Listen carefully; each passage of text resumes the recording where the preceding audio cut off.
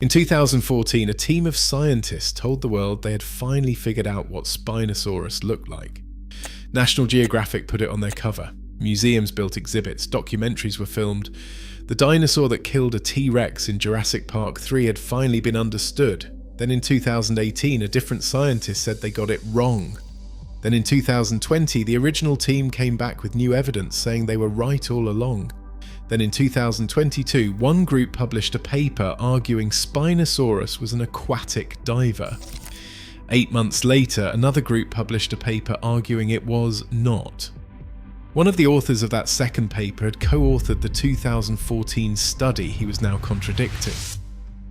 Then, in 2024, a third team said the bone density evidence everyone had been fighting about had significant statistical issues and probably did not prove anything at all. 6 major reconstructions, 10 years, the same dinosaur.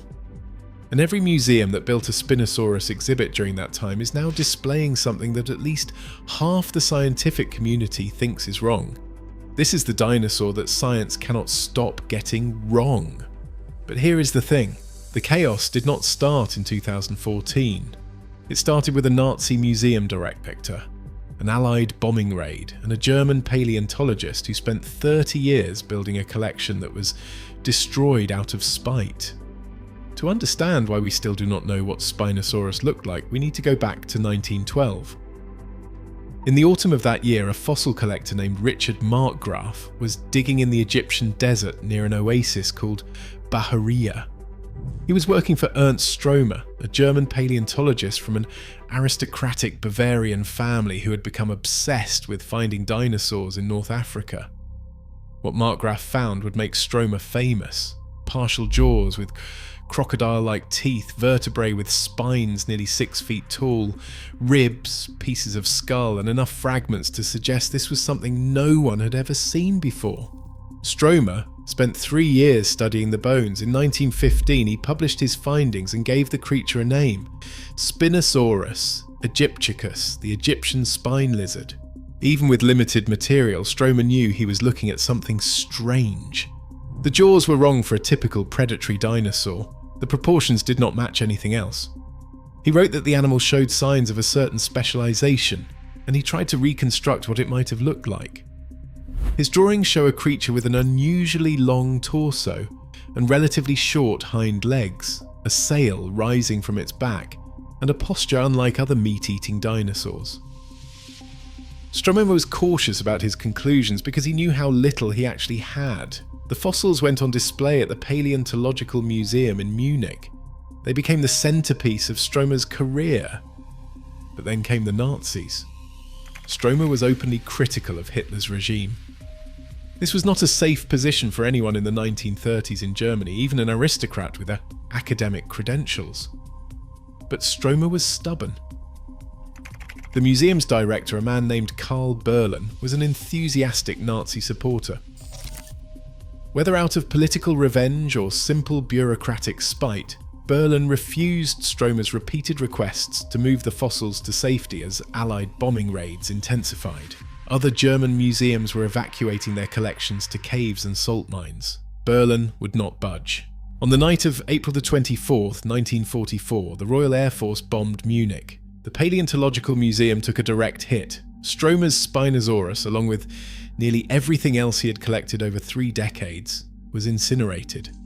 Gone were the original jaw fragments with their strange crocodilian teeth. Gone were the vertebrae with spines nearly 6 feet tall. Gone was the partial skeleton that Stromer had spent years studying and documenting. Gone was the only physical evidence that this animal had ever existed. The war cost Stromer more than his fossils. 2 of his sons died in combat. The third was captured by the Soviets and imprisoned for years. Stromer himself faded into obscurity and died in 1952, largely forgotten. The scientific community moved on. North Africa became politically unstable and new expeditions were difficult to organise. The dinosaur that Stromer had discovered became a footnote, known only from his descriptions, his drawings, and a single faded photograph of the fossils on display. All that remained of the most unusual dinosaur ever found were papers written in German that few researchers bothered to translate.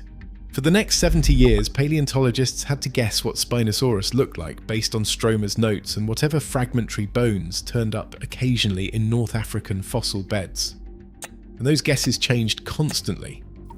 In the 1970s, some artists depicted Spinosaurus walking on 4 legs like Dimetrodon, the sail-backed reptile from the Permian period that was not actually a dinosaur. Without real fossils to examine, illustrators were essentially making things up based on the one distinctive feature they knew about, the sail. These images showed a low-slung, lumbering creature that looked more like a prehistoric crocodile than a dinosaur. They appeared in children's books and museum displays, teaching an entire generation something that was probably wrong. Then, in 1986, a discovery in England changed everything. Baryonyx, a large predator with crocodilian jaws and big clawed hands, was clearly related to Spinosaurus. The skeleton was relatively complete, giving scientists their first real look at Spinosaurid anatomy. Scientists used baryonyx to fill in the gaps, and suddenly Spinosaurus became a bipedal creature again, walking upright like other theropods. The sail remained, but the posture transformed completely. Throughout the 1990s, this version solidified. Spinosaurus was a large bipedal fish-eater, maybe 40 to 50 feet long, standing tall like its more famous cousin T-Rex, but with a longer, narrower skull designed for snatching prey from the water. This is the Spinosaurus I grew up with, the one from Jurassic Park 3 in 2001, killing a T-Rex in a scene that sparked arguments paleontologists are probably still having at conferences. That scene, by the way, was deliberately designed to dethrone T-Rex as the king of movie dinosaurs. The filmmakers wanted a new villain, and Spinosaurus fit the bill because it was big, weird, and relatively unknown to general audiences. The fact that we had almost no idea what it actually looked like gave the designers creative freedom. The Jurassic Park 3 Spinosaurus was tall, walked on 2 legs, and hunted on land like any other giant predator. It was essentially a bigger, weirder T-Rex with a sail. Millions of people watched that movie and assumed they were seeing something close to the real animal. For over a decade, that image dominated the public imagination. Spinosaurus toys, video games, and documentaries all followed the Jurassic Park template. But some paleontologists were not satisfied. The jaws still looked too much like a fish-eater. The teeth were conical, not serrated. The skull had features that seemed designed for snapping at prey in water, not crushing bones on land.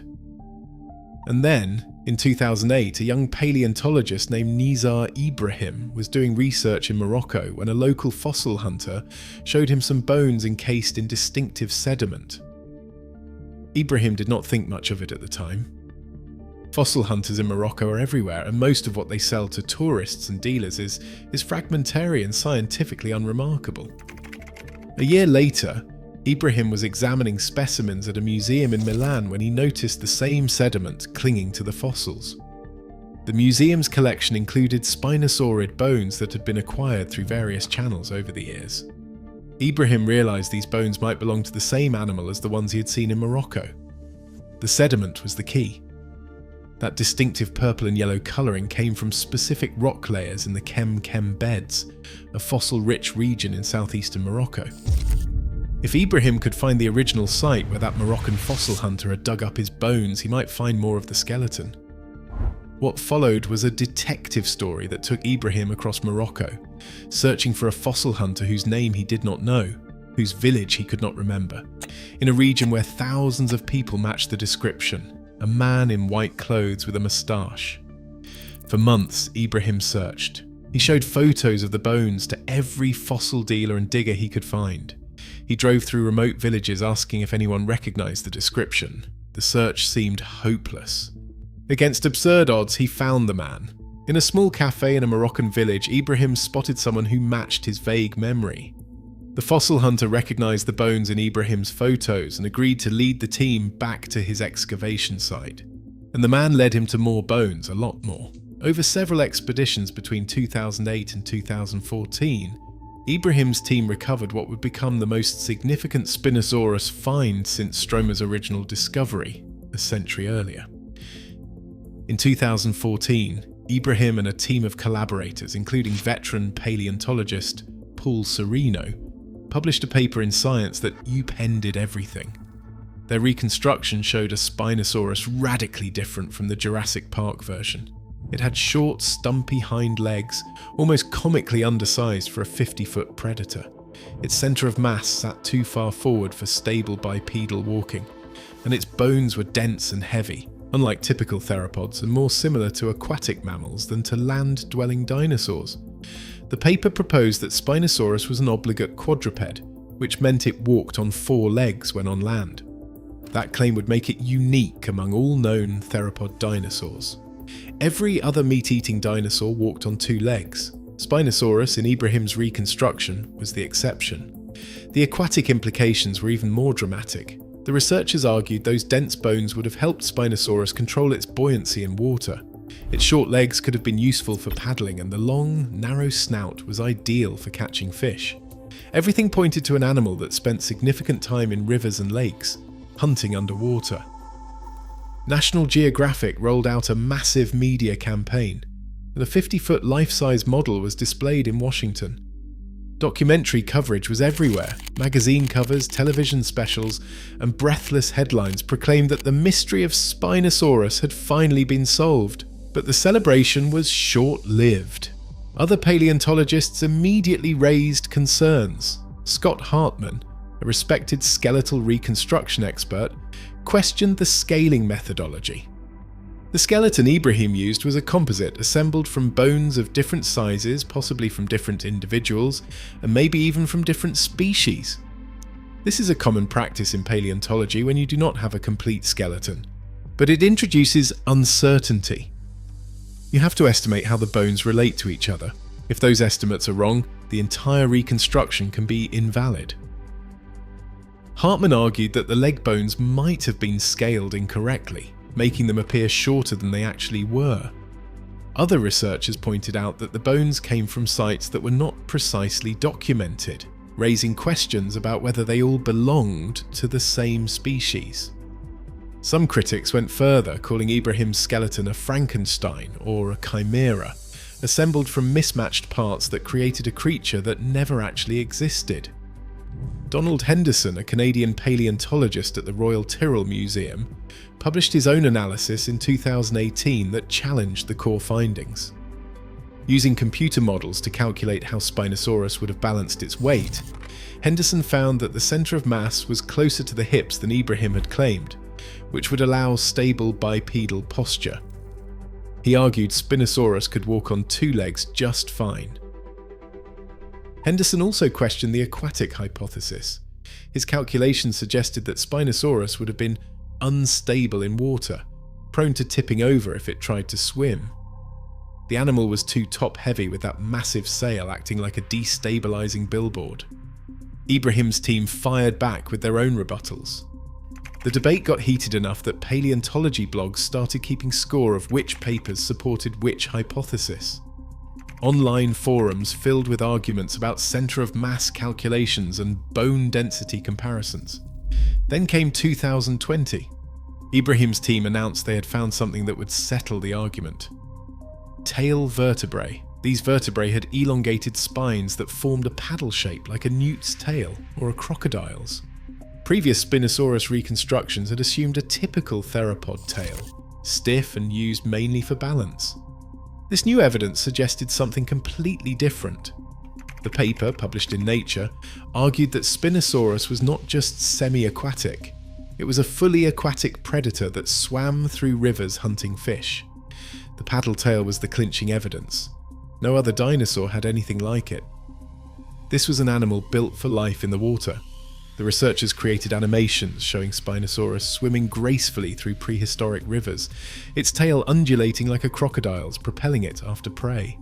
It was a compelling image. Museums responded immediately. The Field Museum in Chicago began planning a new exhibit featuring Spinosaurus suspended in a swimming pose. Natural history museums around the world updated their Spinosaurus information to reflect the new findings. The image of Spinosaurus as an underwater hunter became the new consensus. But consensus in paleontology is a fragile thing. It lasted about 2 years. In 2022, Matteo Fabbri and colleagues published a study examining bone density across hundreds of species, both living and extinct. They found that Spinosaurus had dense, heavy bones similar to animals that dive underwater, like penguins and manatees. This was not just semi-aquatic behaviour. The bone density, they argued, proved Spinosaurus was adapted for subaqueous foraging. It could dive beneath the surface and pursue prey underwater. The paper was published in Nature in March 2022. It seemed definitive. Cross-species comparison, quantitative data, statistical analysis. This was exactly the kind of evidence that should settle a scientific debate. 8 months later, Paul Sereno published a paper titled "Spinosaurus is not an aquatic dinosaur." If that name sounds familiar, it should. Sereno was one of the co-authors of the 2014 paper that started this whole mess. He had helped build the original quadrupedal, semi-aquatic reconstruction that National Geographic promoted worldwide. He had literally been part of the team that changed how we think about Spinosaurus. Now he was saying it was wrong. Using CT scans to build detailed three-dimensional models of every available Spinosaurus bone, Sereno's team found major discrepancies with the previous reconstructions. The trunk length had been overestimated, the ribcage depth had been exaggerated. The forelimbs were longer in the CT models than in the earlier papers. When they plugged corrected measurements into their models, they found that Spinosaurus would have been unstable when swimming at the surface and too buoyant to dive. The dense bones, they argued, were probably for supporting the animal's weight on its relatively short hind legs, not for controlling buoyancy underwater. The paddle tail, probably for display, not propulsion. Many living animals have tall neural spines on their tails used for visual signalling to mates or rivals. There is no reason to assume Spinosaurus used its tail for swimming just because it looked like it could. Their conclusion was that Spinosaurus was a bipedal wader that stood in shallow water and snatched fish, like a heron. Not an underwater pursuit predator at all. Not even close. Same dinosaur, same year, completely opposite conclusions, published in major peer-reviewed journals by respected researchers with decades of experience. And then came 2024. Nathan Myhrvold, a former Microsoft executive turned paleontology researcher who has made a career of challenging established scientific conclusions, published a paper reanalyzing the bone density data from Fabbri's study. Myhrvold is a serious amateur scientist. He made his fortune in tech, then became a serious researcher with a particular interest in dinosaur research methodology. His previous work had challenged widely accepted estimates of dinosaur growth rates and called into question several other paleontology papers. His finding about the bone density study was blunt. The statistical methods used to claim Spinosaurus was a diving predator had significant issues that undermine the conclusions. The analysis, according to Myhrvold, compared Spinosaurus to a selection of modern animals that did not properly represent the range of possibilities. The dense bones do not necessarily prove anything about diving behaviour. They might just be what happens when you are a giant theropod with unusually short legs who needs extra structural support. Plenty of land animals have dense bones for reasons that have nothing to do with swimming, so where does that leave us? In June 2023, the Field Museum in Chicago unveiled their new Spinosaurus exhibit. 46 feet long, suspended from the ceiling and mounted in a swimming pose. It is spectacular. It is the only Spinosaurus skeleton on permanent display outside of Asia, and it is based on research that was disputed before the exhibit even opened. The swimming pose reflects the 2022 Fabbri paper, which was contradicted by the 2022 Sereno paper, and which was further complicated by the 2024 Myhrvold paper. Visitors walk beneath this impressive skeleton having no idea they are looking at one hypothesis in an ongoing argument, not settled science. If you are finding this fascinating, hit subscribe. I cover the ongoing disasters in paleontology and museum science every week. Now let's talk about what we actually know about Spinosaurus. Ready? This will not take long, it is not much. We know it existed approximately 95 to 100 million years ago in what is now North Africa, during a period when that region was a lush river delta teeming with giant fish.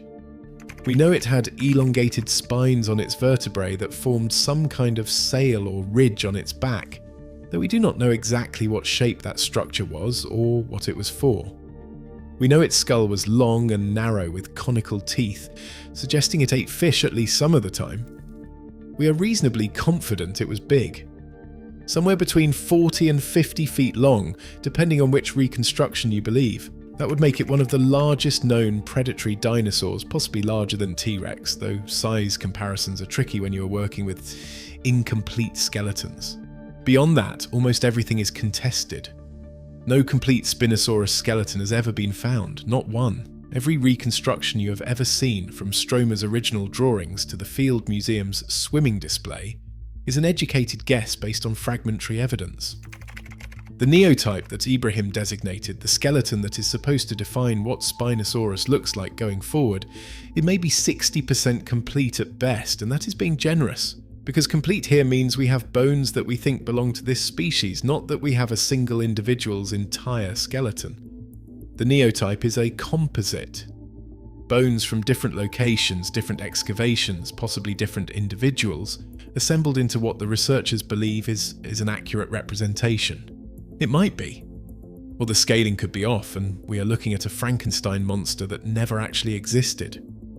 Some researchers have suggested that the bones Ibrahim assembled do not all belong to the same species. There may have been multiple large spinosaurids living in the same ecosystem.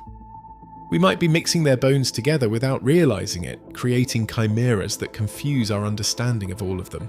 The shape of the sail is debated. Some reconstructions show a rounded hump like a bison, others show a sharp fin like a sailfish. Stromer himself was not sure which interpretation was correct, and we still are not. The leg proportions depend entirely on how you scale bones from different specimens. Change the scale methodology and you get a completely different animal. Some methods give stumpy legs that force quadrupedal locomotion. Others give legs that work perfectly fine for bipedal walking. The tail is mostly known from one specimen. Whether that paddle shape was typical for all Spinosaurus or just that particular individual is unknown. It could be a species-wide feature, it could be variation within the species, or it could belong to a different species entirely. Was Spinosaurus bipedal? Maybe. Quadrupedal? Possibly sometimes. An aquatic swimmer? The current evidence says probably not, but ask again in 2 years when somebody publishes another paper. Could it dive? Bone density studies say yes, CT scan models say no. Statistical reanalysis argues the bone density studies had problems. Pick your favourite researcher and believe them, I guess. The honest answer to what did Spinosaurus look like is that paleontologists do not know, and might never know unless someone finds a complete articulated skeleton that removes all the guesswork. But that is not the answer you get when you visit a museum, watch a documentary, or read a news article about groundbreaking new discoveries. Every few years, a team publishes a paper with a new reconstruction, and the press runs headlines that treat it as the final word. Museums build expensive exhibits based on the latest findings, and artists produce beautiful illustrations that become the new definitive image. Then another team publishes a contradicting paper and the cycle starts again. This is not a failure of science. Iteration and revision are how science is supposed to work. The problem is how these findings get communicated. When the 2014 paper came out, headlines did not say the team proposed a new hypothesis about Spinosaurus posture. They said mystery solved. Dinosaur secrets finally revealed. When the 2020 tail paper came out, nobody reported it as evidence that Spinosaurus may have been more aquatic than previously thought. Instead, it was treated as a settled matter. Then, when contradicting evidence emerged, those same outlets either ignored it or treated it as another revelation without acknowledging that they had told us the opposite was true 2 years earlier. The result is that anyone who casually follows dinosaur news comes away with whiplash, and anyone who does not follow it closely assumes scientists have figured out what Spinosaurus looked like when they absolutely have not. That Field Museum exhibit is going to be there for years, maybe decades. At some point it might be considered as wrong as the Crystal Palace iguanodon that has stood in a London park since 1854 with its thumb spike on its nose. Or the current reconstruction might turn out to be correct. We do not know. That is the point. What I find genuinely interesting about this whole mess is that the chaos around Spinosaurus is not really about one dinosaur. It is about how we handle uncertainty in science communication and how institutions respond when that uncertainty becomes inconvenient. Ernst Stromer, back in 1915, was careful to note the limitations of his reconstruction. He knew he was working with incomplete material. He published his findings and was honest about what he did not know. Reading his original papers, there is a humility that feels almost quaint compared to modern press releases that announce definitive findings. Somewhere along the way that humility got lost. Maybe media pressure eroded it. Maybe competition for funding and attention did. Maybe it is just how science journalism works now, where nuance does not generate clicks and hedged headlines do not sell. The result is that we have spent a century confidently displaying versions of Spinosaurus that keep turning out to be wrong, and we will probably spend another century doing the same thing. Museums have a particular problem. They need exhibits that look impressive and educational, not displays full of asterisks, caveats, or signs that say this might be completely wrong. Visitors want to see cool dinosaurs, not displays of epistemological uncertainty. So when a new paper offers a dramatic reconstruction, museums build exhibits around it. When that paper gets contradicted, the exhibits often stay up because replacing a 46-foot suspended skeleton is expensive and complicated. The public sees confident displays while the scientific community is actively arguing about the interpretation. This is not unique to Spinosaurus. If you watched my video on the 13 dinosaurs museums knew were wrong, you saw the same pattern across paleontology. Institutions commit to interpretations that later prove incorrect, then struggle to update their displays because of budget constraints, political complications, or simple institutional inertia. The difference with Spinosaurus is the speed of the contradictions. Most dinosaurs get revised every few decades. Spinosaurus has been revised 6 times in 10 years, often by the same researchers contradicting their own earlier work. The usual gap between a new discovery and the realization that it was wrong has collapsed to months, unless of course someone finally finds a complete skeleton. There may already be one sitting in private collections or Moroccan fossil dealer warehouses right now, undiscovered or undisclosed. The black market for North African fossils is thriving, and scientifically valuable specimens disappear into private hands every year. One of those might be the complete Spinosaurus that answers all the questions, and a full skeleton with every bone in place, articulated exactly as the animal died, would leave no room for debate about scaling or composites or which bones belong to which species. Or we might never find it. And 50 years from now, some paleontologist will publish a 7th, 8th or 12th major reconstruction, and everyone will act surprised when it contradicts the previous 11. The Nazi museum director who refused to save Stromer's fossils probably thought he was making a minor bureaucratic decision, an act of petty spite against a political enemy. Instead, he created a mystery that has consumed paleontology for 8 decades and shows no signs of being solved. Every reconstruction since 1944 has been an attempt to recover what was lost that night in Munich. Every paper, every exhibit, every argument about leg proportions and bone density and tail shapes is, at some level, scientists trying to rebuild a dinosaur from fragments and guesswork because the original evidence was destroyed by a bomb. Ernst Stromer deserved better. So, honestly, does the science, and so do the millions of people who visit museums expecting to see accurate representations of prehistoric life, not contested hypotheses presented as settled fact. If you want to see more examples of museums displaying things they know are wrong, I covered 13 of them in the video on screen now. The Crystal Palace dinosaurs are just the beginning. And if you made it this far, you understand something important. The confident displays and definitive headlines are not the whole story. Science is messier than museums want to admit. And the dinosaur you thought you knew keeps transforming every time researchers look at it again. Subscribe if you want to keep watching the mess unfold. I will be here when the next Spinosaurus paper drops, probably contradicting everything I just told you.